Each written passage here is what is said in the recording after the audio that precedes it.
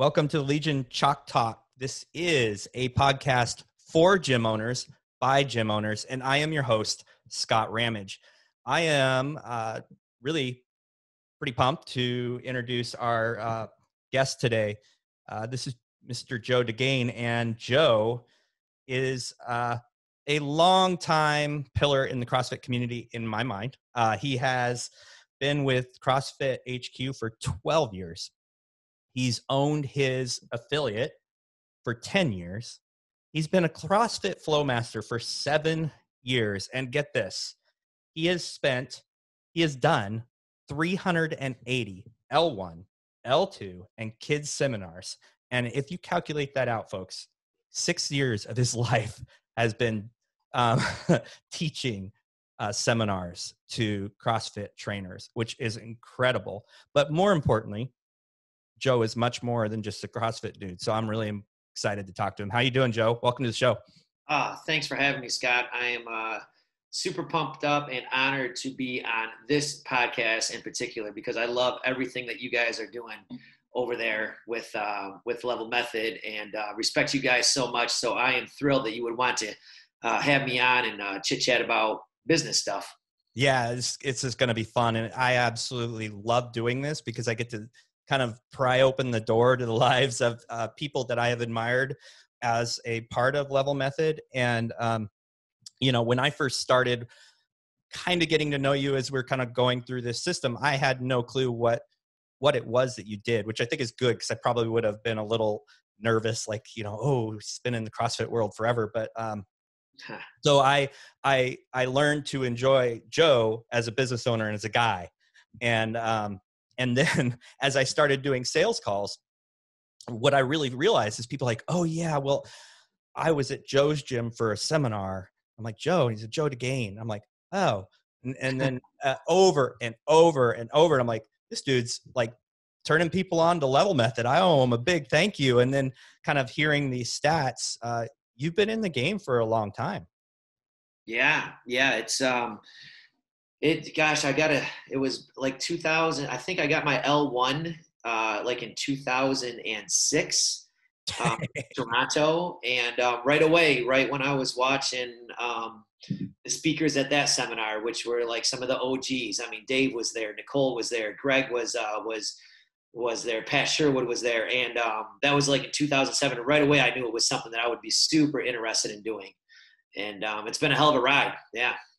Yeah, we'll get into some of that ride, I'm sure, as someone who's been ingrained in the community for so long and understands the inner workings, and then also the bigger picture, like the lives impacted, the things that you have done. I see gym owners. When I owned my affiliate, I felt very accomplished walking away from that when I sold it, because I'm like, I was able to create something where people were able to step into a safe place and realize new potential in their life they'd never realized before. And so, you have this big, like, wow. And then I think of the impact. Not only have you had that yourself at your own CrossFit affiliate, but then you are the person at the forefront bringing more and more and more people into this.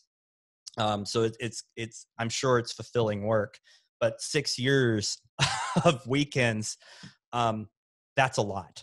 Yeah, it comes at a sacrifice, for sure it does. I mean, the weekends are obviously when the seminars happen, and that's when family events happen. That's when social events happen. It means that in other avenues of my life, I've really had to pick up. I gotta be a better friend during the week, because I won't be going out with my friends on the weekend. I've got to be a better husband. I've got to be a better father during the week, just because I've got to send my wife Stag to a wedding for the second or third time this year. And it definitely makes time management at a premium, for sure it does. Yeah. But like what you said earlier, though, it is very, very rewarding to on both levels, to the affiliate, first of all, just to expose people to fitness and get their life aligned a little bit. Whether or not they even stick with the CrossFit methodology forever, you're able at least to prioritize for them where fitness and nutrition should fit in the schematic for them and their lifestyle. And then on the larger level, just helping people help other people and be of service to other people it is really rewarding to watch some of the gyms that have come forth just from being inspired by the L1 and learning the material from it. So yeah, it's rewarding, but it's definitely a challenge. Yeah. Yeah. Well, I want to talk a little bit about the challenge as you're managing all of this, because you said it yourself. The weekends are out. I send my wife alone to weddings and to events. And I want to talk about being a husband and a father during business ownership. Most owners right now would probably be thinking, wow, I thought I had a lot to manage. Because a lot of listeners are gym owners, and I think they're probably putting a little things into perspective. And so, how do you do that? Yeah, well, it certainly doesn't come without the understanding and love of my family. That's for sure.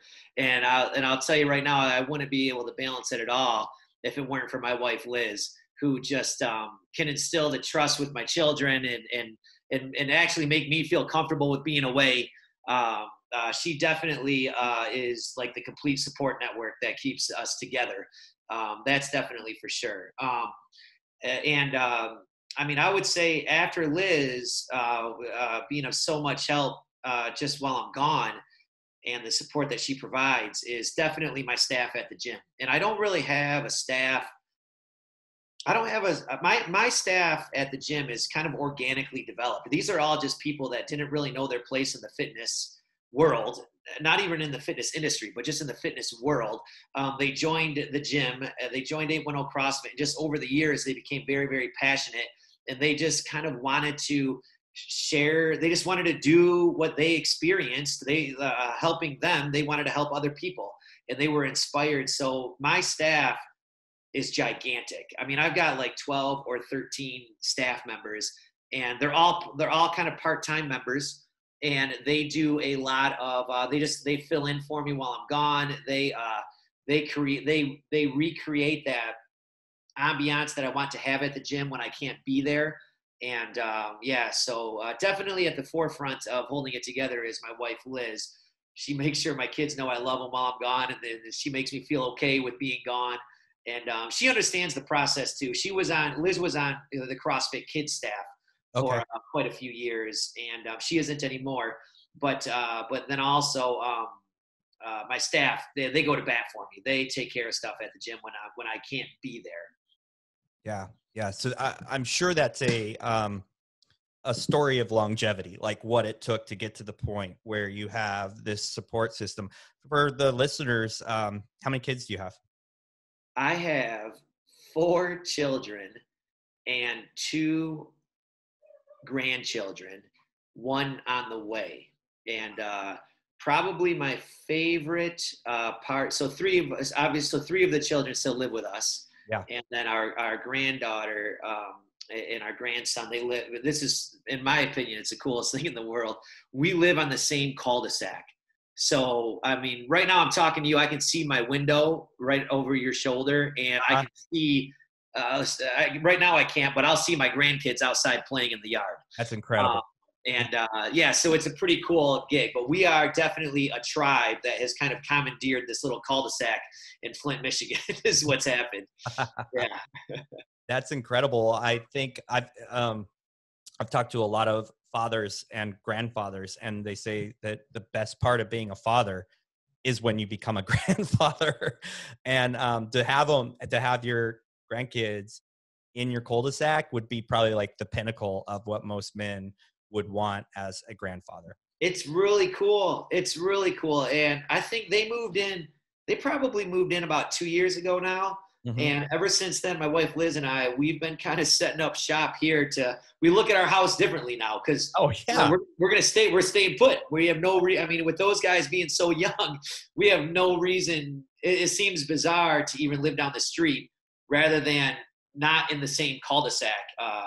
It's been a real blessing, and it's fun. We'll just be doing dishes or something, look out the window, and our granddaughter is just sprinting across the yard just to come over to say hi. She has no idea we can even see her. You're right. It does. It just puts like a warm feeling in your heart, and it makes you happy to be alive.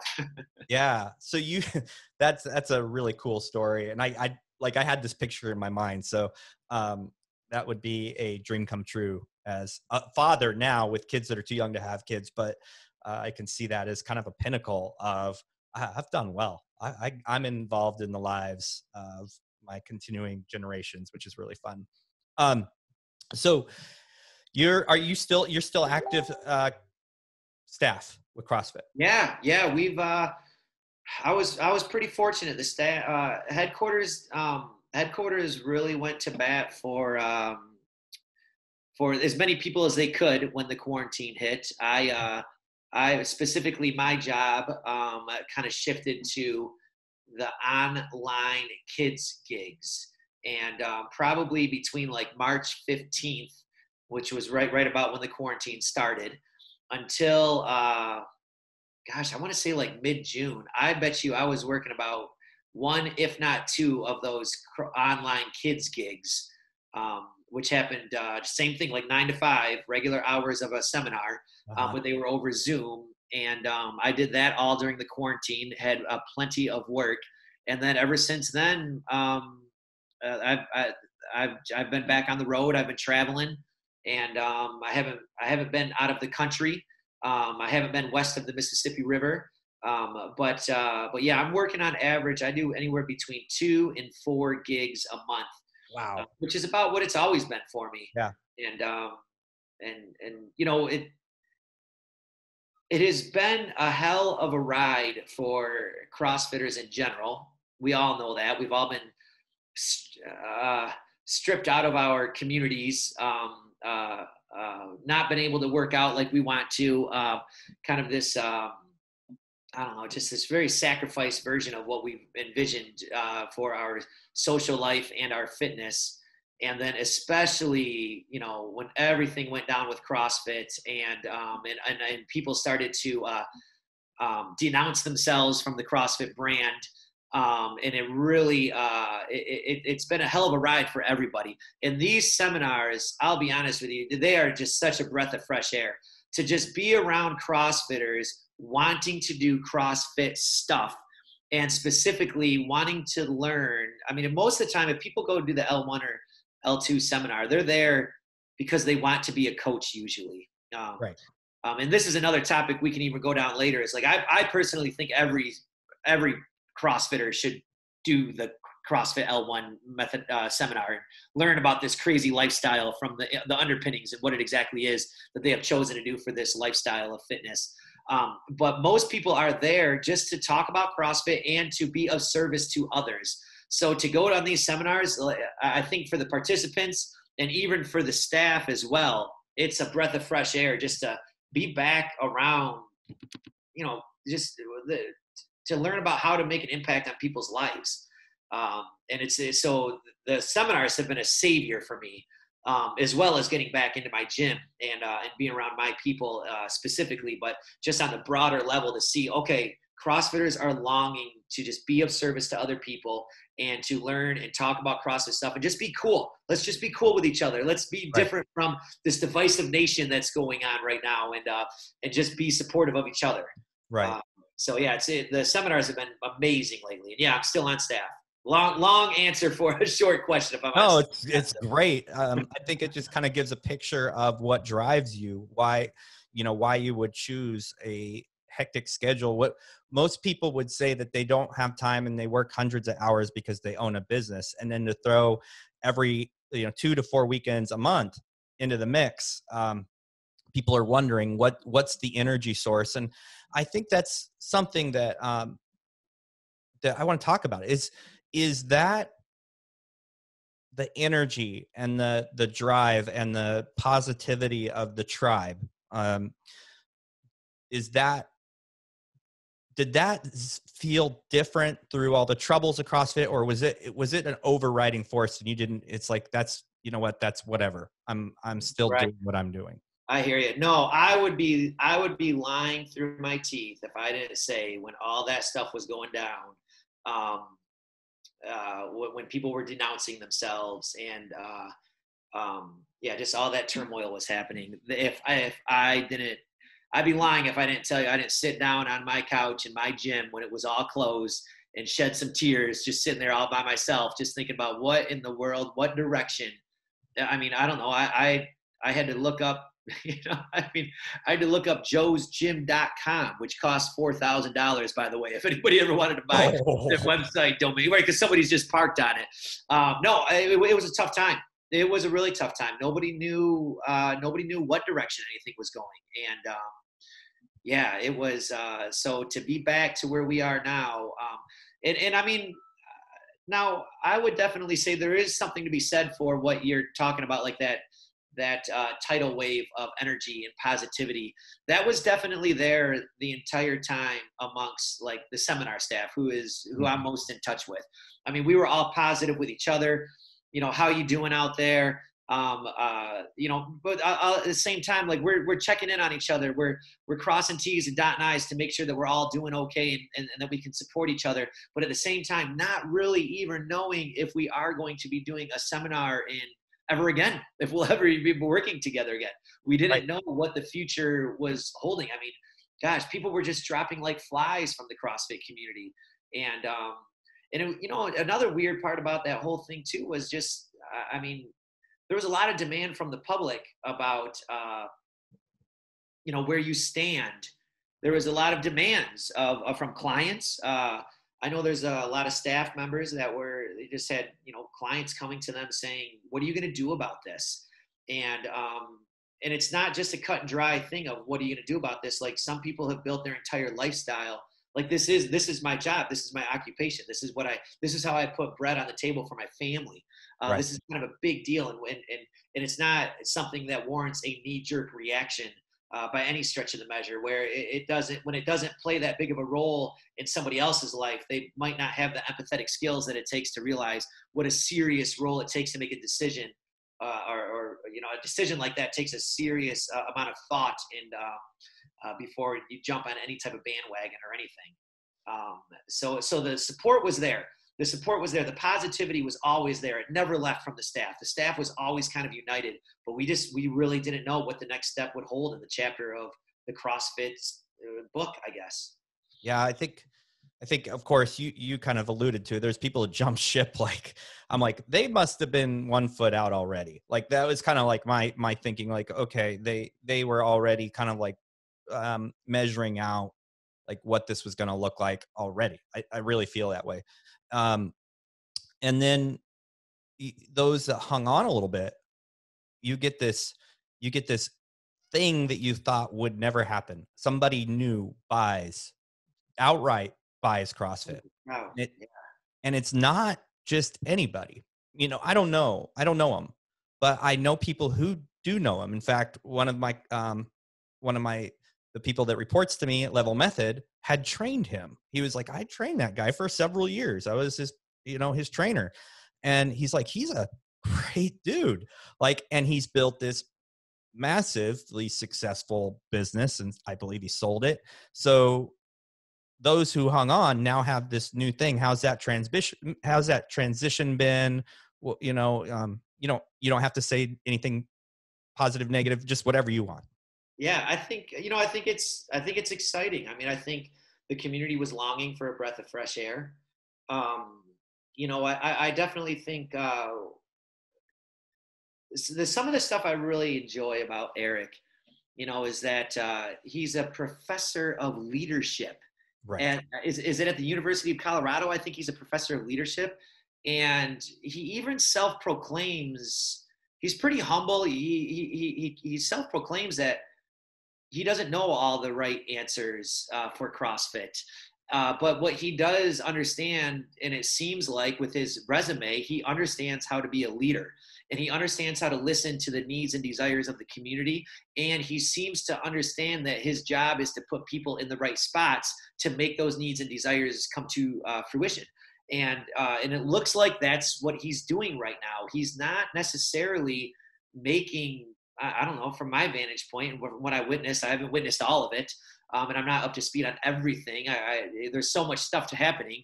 I got to believe that he is definitely putting people in the right places to make the right decisions, not actually making the decisions himself, which is what a good leader does. Absolutely. And then plus, he automatically wins a good place in my heart because he's a Michigan Wolverine, and that's my matter as well. So right when I saw that, I was excited. But then I'd also, I would be remiss if I didn't also. I mean, I will totally recognize and I'm excited about Eric being there. But I'll tell you what, like I wasn't disappointed when Dave Castro was the CEO. Dave is an amazing leader himself.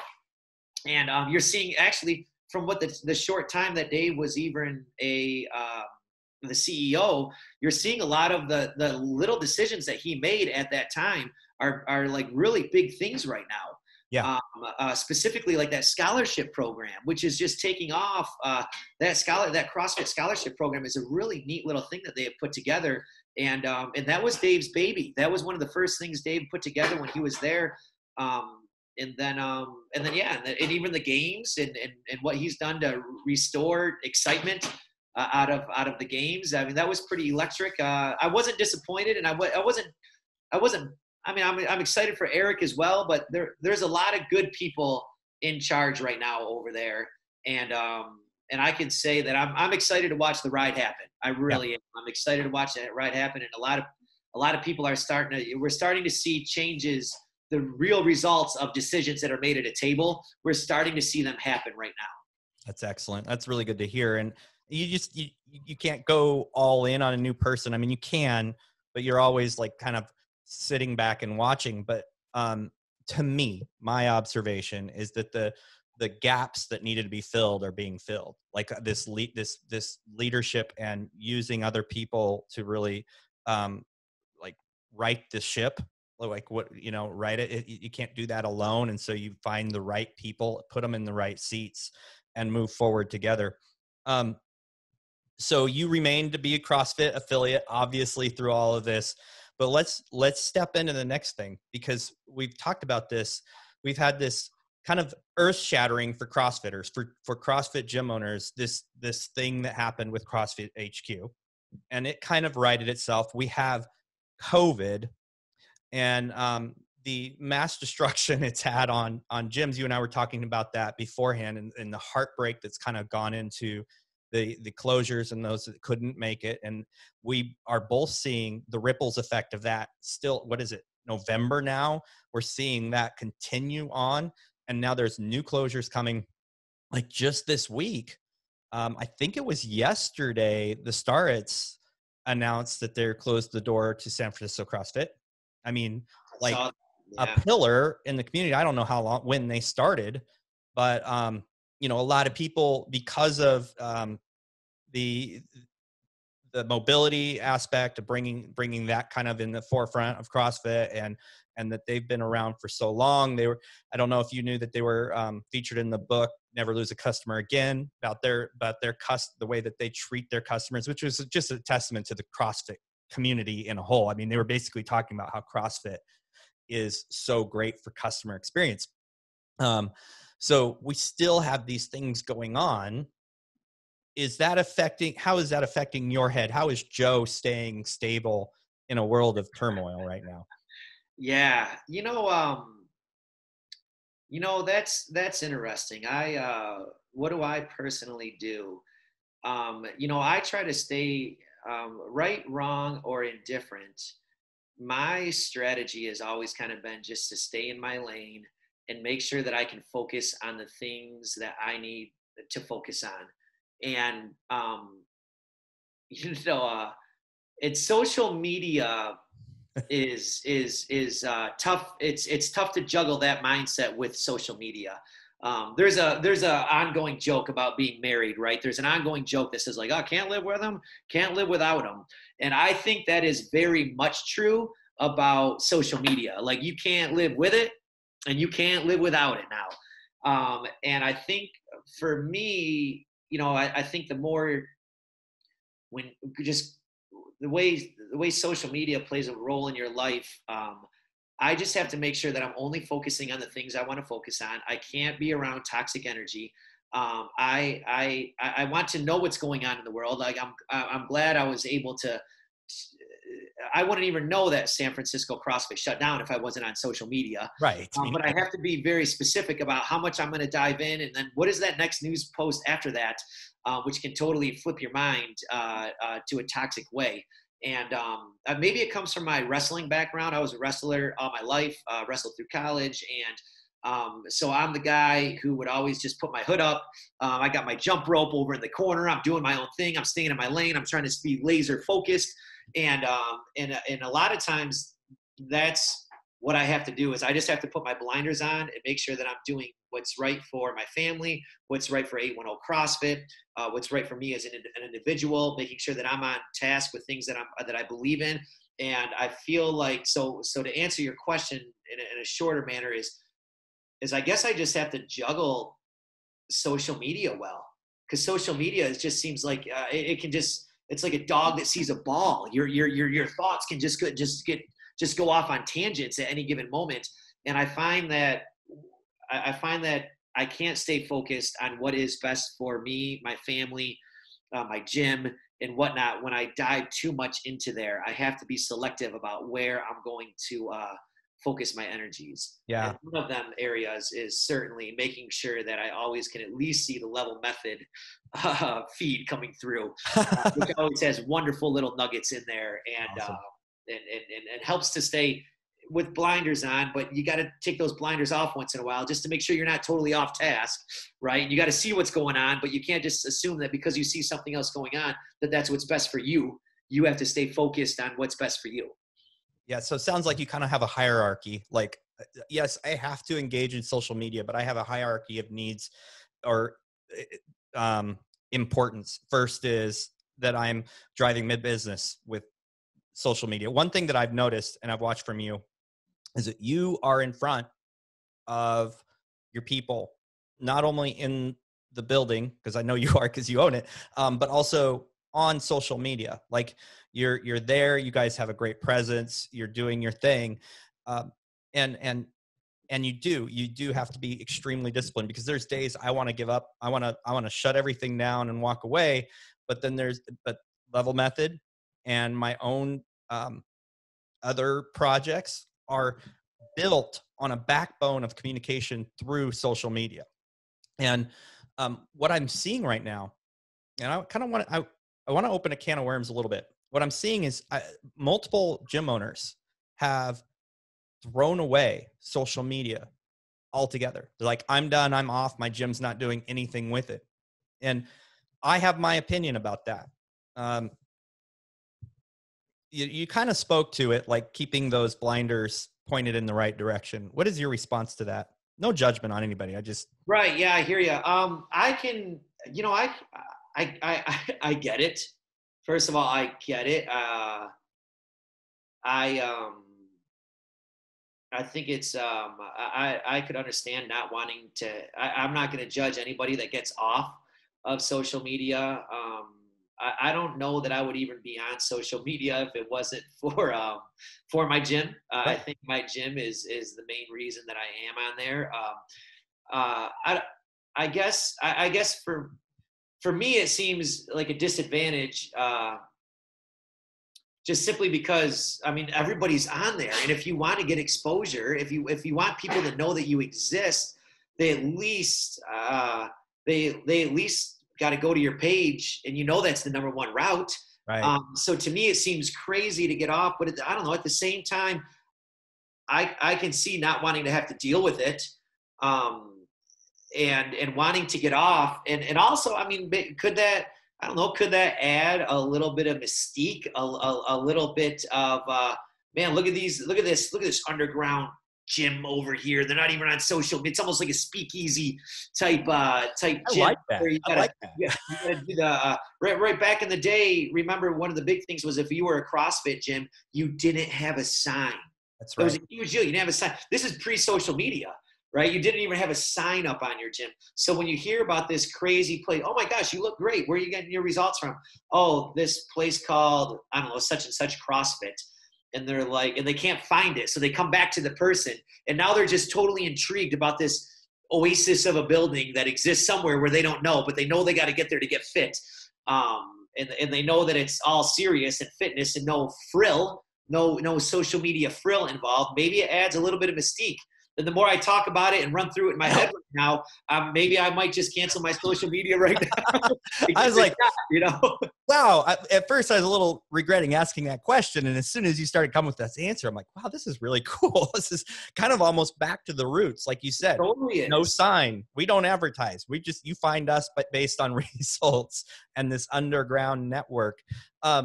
If you're focusing all your time on social media, you're probably dropping the ball somewhere else in your gym. Oh, absolutely. Right? Or in your family. Yeah. Oh, yeah. No doubt about it. So, right. Yeah, the idea of like not focusing on social media allows me to provide a better product, and my people know that. But at the same time, I've had too much personal stories of people finding us via social media. Right. Inside, like, oh, okay, welcome to 810. How'd you find here? Oh, I saw you on Instagram. Or I saw my friend tag, so they checked in at your place. So it is a very valuable tool. I can see both sides. Yeah. Okay, let's transition here.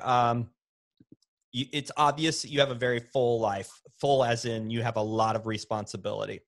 And I'm just curious what you do to keep everything in check. Like, do you have a morning routine? Do you have certain things you do every single day, no matter what? Do you have what things are in place in your life to make sure that you maintain balance and sanity? Yeah, for sure. I do have a morning routine, and I really, gosh, if there's one thing I would encourage everybody to do, it would be their own morning routine, right? Which has to be specific to them. And your morning routine, I can't do it, and you can't do mine, because it has to be specific to your needs and desires. And I really do believe that you see it all the time. Some of the world's most successful people have their own little way that they wake up in the morning. They really do. And for me personally, I do have to own my morning. So my morning routine, first of all, starts the night before. Because I have to make sure that for some reason I have to have a clean kitchen in the morning. I gotta have my dishes. I can't have my dishes piled up in the morning. I have to and I also have to make sure that I set my coffee. My coffee has to be ready when I wake up. So I got to get my timer. I got to set my coffee pot up. So when I wake up at 5 a.m., I have to come into my kitchen, and the smell of coffee has to be there, and the kitchen has to be clean. And then I can just simply pour my coffee. I've got my 18-minute stretch routine, which is all timed out. It's probably like 12 different stretches, which it basically is just like me stealing a bunch of stuff that I enjoyed from Ramwad and just making my two routines that I alternate between. So I have these routines memorized. The reason I don't like to do the Ramwad is just simply because I like to be in my world. I don't want to be in somebody else's world. So I just have my timer telling me when to switch my poses. And I do my 18-minute stretch routine. I have a 10-minute. After that, I'll immediately move into like a 10-minute little core workout. Just stuff working the core, all body weight, no equipment needed. I'm not knocking myself out with a Metcon or something. This is just stretch, do that little routine, and while I'm stretching, there's a few things I got to take care of. There's an app that I like to use. This app is kind of the whole purpose behind this app. It's called Elevate. It's just to kind of keep your mind sharp, puts you through like basically like little brain games is what it does.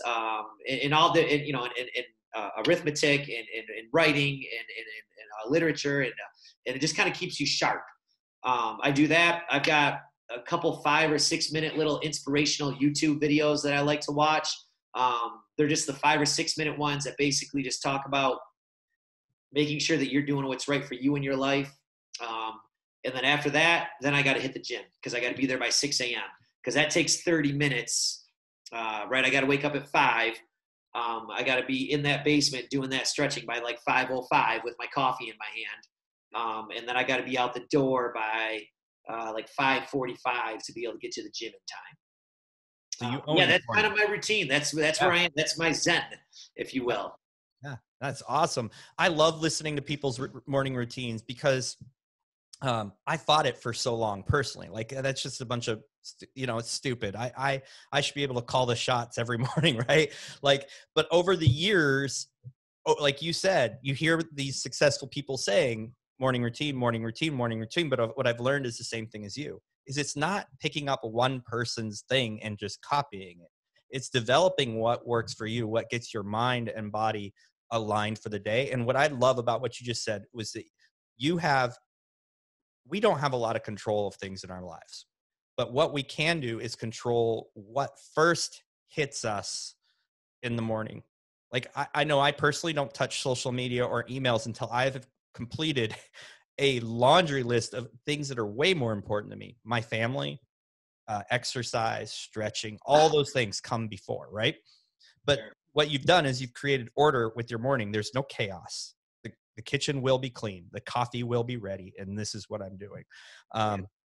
And I would encourage people to find your own routine. And I love Well, that there's message. no way I would find 18 minutes to stretch later on in the day. Your that time will get hijacked in an instant before Yep. you. It just won't happen. Yeah. Yeah. Yeah. So that's really good. I love that you laid it out so that other people can start to because it's all about picking and choosing. Like, for me, I was like, I do stretching, but it would be really nice to have an actual timer that runs me through it so I don't miss anything. So picking up on that. I love it. What are you currently learning? Like, are you always learning? Do you have, you said you watch these inspirational type videos in the morning and you do your Elevate app. Is there anything else that goes on in the day of Joe to kind of sharpen your mind? Yeah.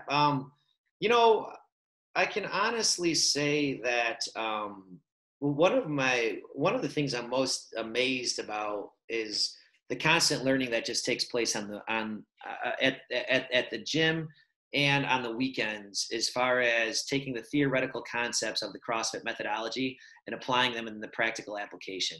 I'm always constantly, obviously I always preach about the methodology, and then you hear questions or you hear stories, and then I even have experiences at the gym, and then I'm able to connect the dots and be like, oh, so that's actually my practical application of that theoretical concept. And if I really examine the theoretical concept, I could totally make that practical application better. And just, I'm not going to, I would never sit here and be ignorant enough and say that I've already learned everything. That's so ignorant to say, but I don't want this to come off the wrong way either, is that I think just making those connections constantly help me to better apply the methodology of CrossFit just by being totally involved with it on a daily basis. I actually get better at implementing the methodology. So that's definitely one area that I'm constantly learning with is that. And then really, like, currently, I've been really interested in the whole contrast therapy, like heat and cold, ice baths and saunas, and I've really been diving into that and enjoying what I read and what I learn about, and also experiencing it myself and starting to understand some of the benefits. And that's been something that I've been diving into quite a bit as of recently, looking at that. But then also, I'm also just taking the online courses for CrossFit. Whenever we release a new online course, I'll take that course, like the dumbbell course or the programming course, little things like that. We were involved with a book club that has new books being released every month. And usually they're more related to the health side, about how to prevent diabetes, a lot about the ills of Western medicine that we read about all the time on CrossFit.com. Those are some of the, but mostly what I'm learning and experiencing, though, has mostly to do with the fitness industry and just in that manner. Yeah. Yeah, it's your life. This is your occupation, and you are you are forging the future of CrossFit trainers by being the one who's training them, so that it seems like it might be just a little bit important. Um, Oh, so I can't tell you how many times, like somebody at a seminar, somebody asks a question, and just having the ability to be like, and then just talk about that, like once again, talk about that theoretical concept and making them be like, I get it. Like one, it's so simple as like the on-ramp process or whatever somebody wants to call it, like their foundations or their elements, about how that relates to the theoretical concept of a charter to intensity, which is something that's always been presented and always been in the CrossFit methodology. Um, but sometimes it's overlooked and it's not even implemented in gyms. right. And when people really start to realize, oh, so that on-ramp or that foundations class we have, that's not just supposed to be like a rah-rah doing 7 minutes of burpees. That's actually supposed to be talking about the mechanics and establishing some type of consistency before we really get in our cool trainer stance and say 3, 2, 1, go, and apply that intensity. Yeah, that's really good. It's always kind of going back to the foundations, the key concepts, those things. You can't just let them slide. I want to revisit something you said very early on, is you have a lot of staff members. And so there's several lines of thought here. There's the line of thought is you should have few and they should be full-time and this should be their life. Now you've developed successfully, I would say, a very large bench, part-time staff. What has been the key for keeping them part-time, but how you explain them is that they have a full-time buy-in. Not that they're doing full-time work, but they are committed. I don't know if they're committed to Joe, if they're committed to 810 or a combination. So what do you attribute to that to? Let's dive into that a little bit.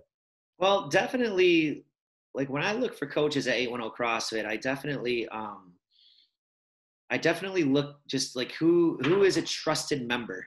I just feel like they understand our tribe, they understand our culture. Gosh, I mean, if I just post up a now hiring sign on my Instagram page and let fitness professionals, not that the fitness professionals that would apply wouldn't know their mechanics and wouldn't know their stuff, I just don't know that they would understand the transmission of culture that we're trying to create at 810. And these people that a lot of our coaches have previously had nothing to do with the fitness industry. They just loved experiencing the class. They loved experiencing the coaching. They loved the inspiration that we would give off, and they just wanted to mimic it. They just wanted to be a part of. And you could just kind of tell when those people are there. And they ask, we host an L1 or L2 seminar about every 5 or 6 weeks. We have to shut down our gym. So to my members specifically, they're always like, hey, what is that? So why are we closed again? And then I got to explain to them what the L1 is. Right. And they get intrigued, like, oh man, I'd love to take that sometime. And they just end up taking it because they're always at our home gym. And these guys they just kind of eventually they just take on 1 or 2 classes a week. And for a while, we've had this like hodgepodge schedule of all these members who have just become trainers.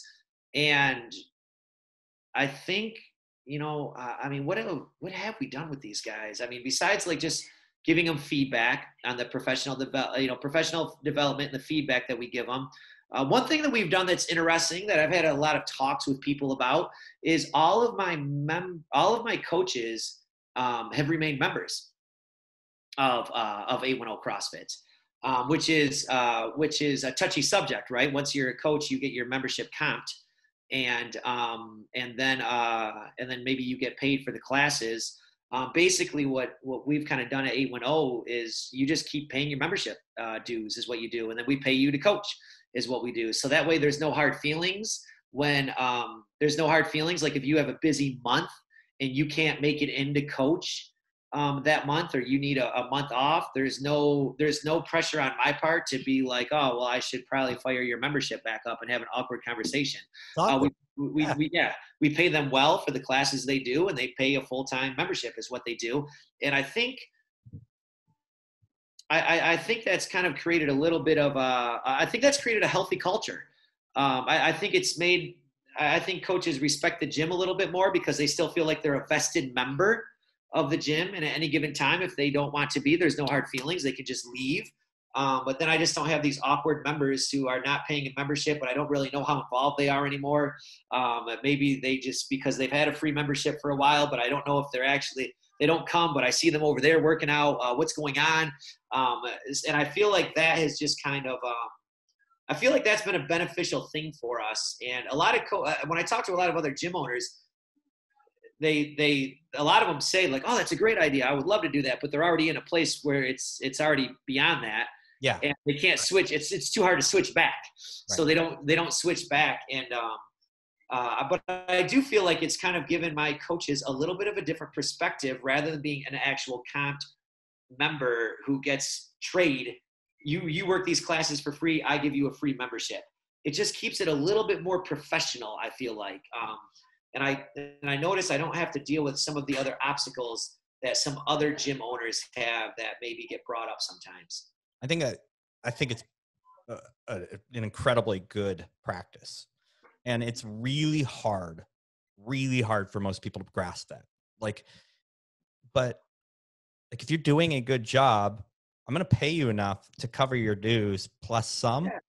Yeah. And then the transitions, like you said, the transitions are so much more eloquent, because it's not like, oh, well, now I need to bill you now. Instead, I'm now 1 minute I'm paying you, the next minute I'm taking money from you.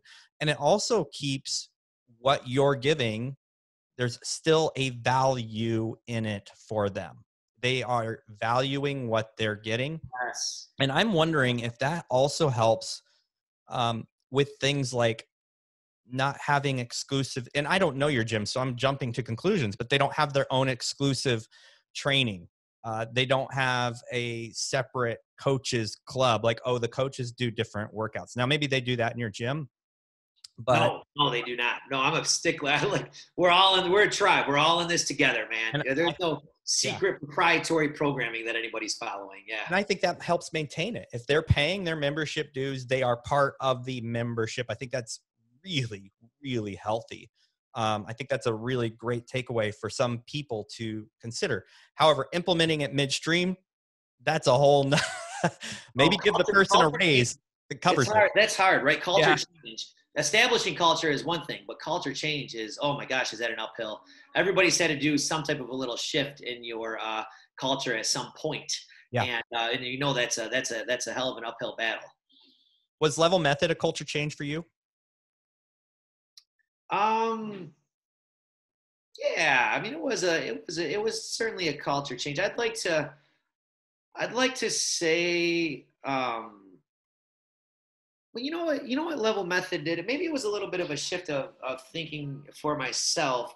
I think there was a while where I was pretty convinced and frustrated that the reason people were always going RX'd was because they had an ego problem. Mm-hmm. And they just didn't have a respect for technique and mechanics. And I would get frustrated, and I think my lens for that was off. I think that does exist. I think there are people that have to go brown or have to go or have to mark RX. I do think that the ego can exist, and it can be frustrating. However, I also think that there's more times than not, people just want to compare themselves objectively to a collective group of other people. And a lot of times in the gym, you know, if you go RX, you can compare yourself objectively to other people. You can know how you did today because everybody did the same thing. Right.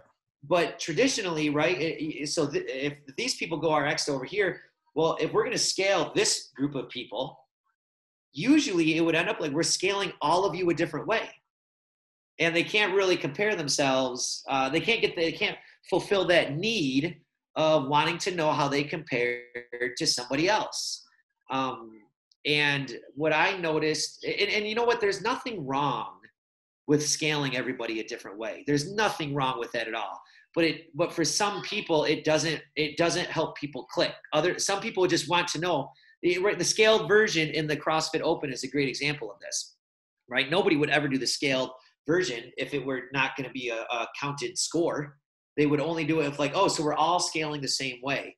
And what level method allowed us to do is it allowed us to have the option for both. We can scale a workout and optimize it to where it's not going to be one of the 6 options that are on this screen, and it might be unique to this person, and that person could be okay with it. However, the next person, what makes them psychologically click, right? What's good for them is they just have to know, like, I don't know how many other people did the orange version and specifically did the orange version. And I just want to see how I did against this other person who always does the orange version. And it gives them a collective group, and it would stop that orange person from feeling like they have to click the brown button or the RX button just to be able to objectively compare their score, Right. which when they would do that, they would totally ruin the stimulus of their workout. And it wasn't an ego problem. It was just them wanting, that's something that helps them click psychologically. So I think I would really like to believe that we had a good culture for respecting mechanics and technique and scaling correctly in our gym.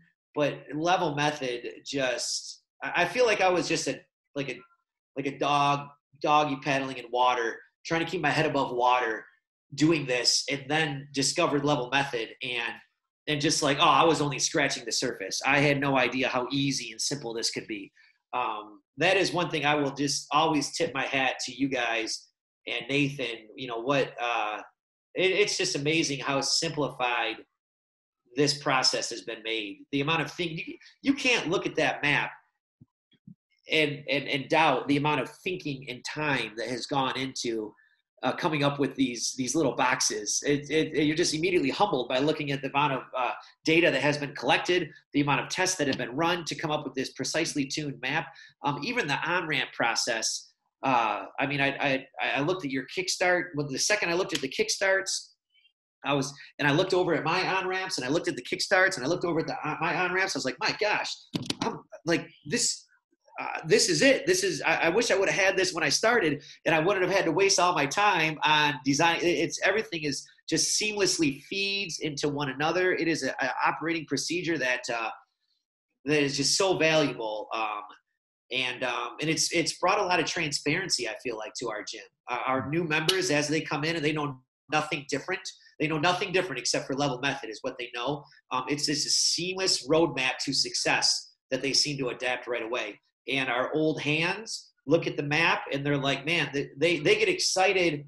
They get excited to share their map knowledge or know-how with the new members because they wish that they would have had this roadmap to success when they first started. And we all kind of look back and I don't want to say laugh at our original experiences, but just realize like how they could have been done better. The original experiences could have done better with the way the map is all laid out.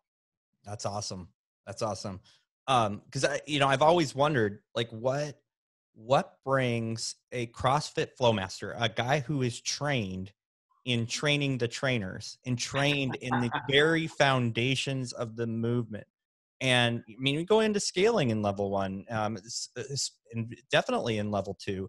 And what brings a guy with years and years and years of very in-depth, practical, practiced methodology and knowledge on this, what brings him into level method? Like what was the thing at the beginning that you're like, I got to have that? Yeah. Well, I'll be honest.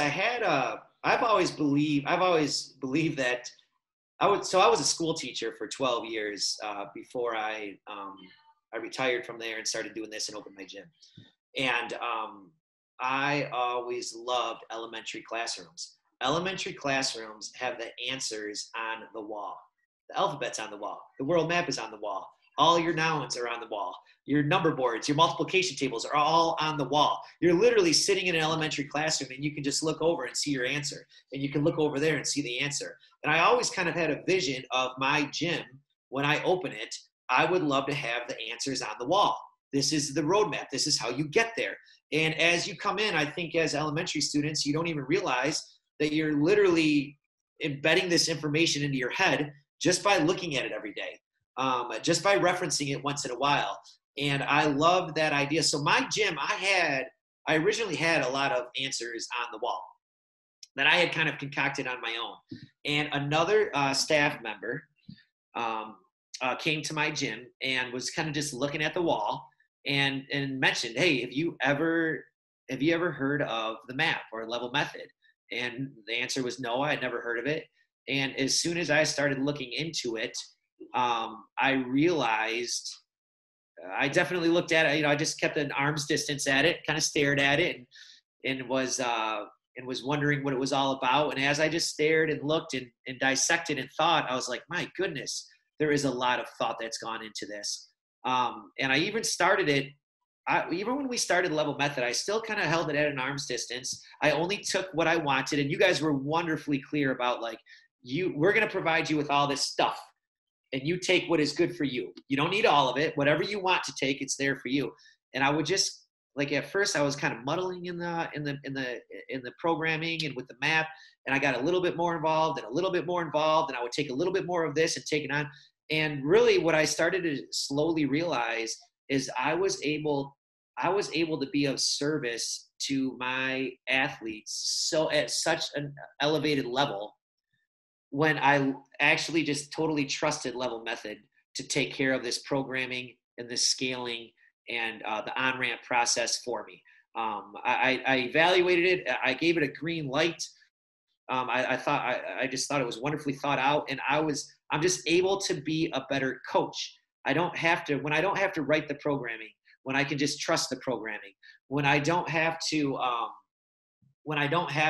test the programming the week before, when I can just literally see the programming show up, I can see the coach's notes, I can understand the transparency to be able to communicate with my athletes. There are so many other things that I can do better that this standard operating procedure does not have to be something I take on. I mean, I think I could do a good job of it, but then something else would suffer. And right now, I can honestly say that, yeah, it's allowing us to have right now, Level Method specifically is allowing us to have real meaningful goal meetings with my athletes that are proving to be tremendously helpful. Yeah. And I knew they would be, but I couldn't juggle everything. And just by simply outsourcing that aspect of whatever Level Method could offer me, by outsourcing it to them, I am able to be of service better to my athletes at the gym. And for sure that means I don't have to spend as much time programming at home. I'm not in bed at night doing programming on my own, writing stuff up while I'm sitting next to my wife, who is, watching The Bachelorette. And maybe I'm not a fan of The Bachelorette, but I at least should be laughing at it with her and enjoying that moment with her rather than burying my head into this, I don't know, should we do a time or a task priority today? Or what did we do yesterday? Or how long has it been since we did this? Nathan and you guys do such an amazing job that I can just trust you guys, and I can be a better business owner. I can be of service to my athletes. I can be a better husband. I can be a better father. Just simply by outsourcing this, because it's hours of work that I'm probably offending somebody on your side by saying hours. It's probably tens of hours of work that you guys take off my plate every single week. Yeah, that's incredible. That's incredible, Joe. I really value the knowledge and the experience and your time. Thank you so much. Yeah, and thank you guys for providing an awesome template for us and such great information. I will definitely keep spreading the good word, and thanks for having me on. I know you will. You're always incredible about that. If you are listening to this podcast and this is the first time, second time, third time, maybe even fourth time, and you haven't hit the subscribe button, do it, because there are so many incredible members in the Level Method Legion that no matter if you're doing Level Method or not in your gym, you are going to learn incredible amounts of amazing things like Joe dropping his morning routine and how he balances life, and some inner viewpoints of how CrossFit has created such an incredible wave of benefit to our communities. Thank you so much for joining us in this podcast. If you would like to know more about Level Method, you can email me, Scott@levelmethod.com. You can check out levelmethod.com, the website. set up a discovery call, whatever it is you want. And if you're ever in the area where CrossFit or 810 is housed, by all means, step in. Right, Joe? Yeah, Flint, Michigan. Flint, Michigan. That's right. Thank you for bringing that up. Thank you so much for listening. Have an excellent week.